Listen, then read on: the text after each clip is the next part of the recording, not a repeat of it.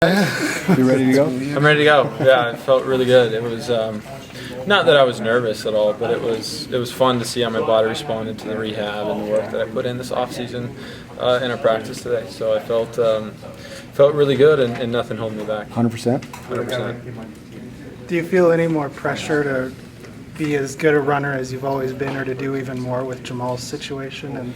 No, look, love Jamal. I'm super bummed to hear about the situation, but Algie, Adam, those dudes are ready to go, so they'll carry the load, and we'll be just fine.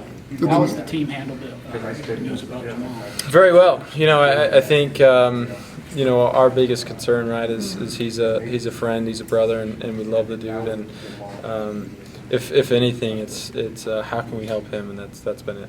Concerned about Mitch Matthews not being able to go?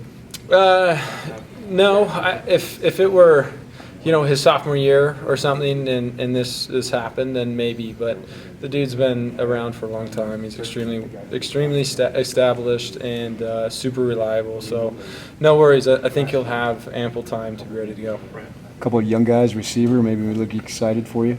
Are you asking which receivers? Well, no. Do you think there are a couple guys that you'd be excited about? Yeah, no, I'm very excited. I think Moroni was in our group today with the ones, and Moroni made some great plays today. And I would say day one, that was the guy that jumped off to me. Day one coming off the injury last year compared to day one coming off an injury this year. Can you compare the two?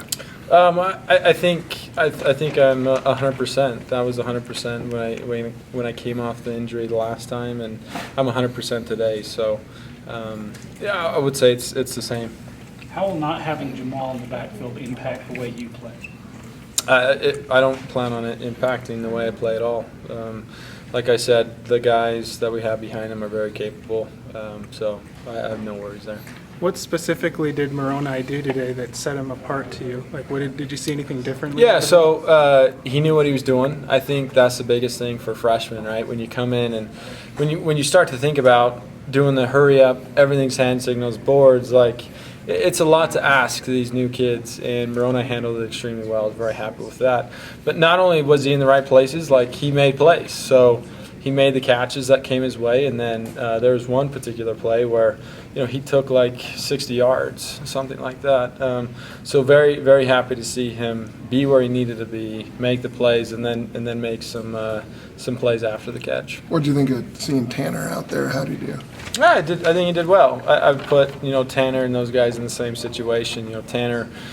Tanner was here before the mission with Coach and I and these guys, so he certainly has a leg up, and maybe the expectation is a little higher. But happy with what we saw out of Tanner, and happy what we saw out of Bo Hodge today as well. I'd throw him in that same category. And Coy didn't get a lot of reps, so we'll just have to see how it evolves. A lot of work for the throw game today. How do you feel like you spun the ball?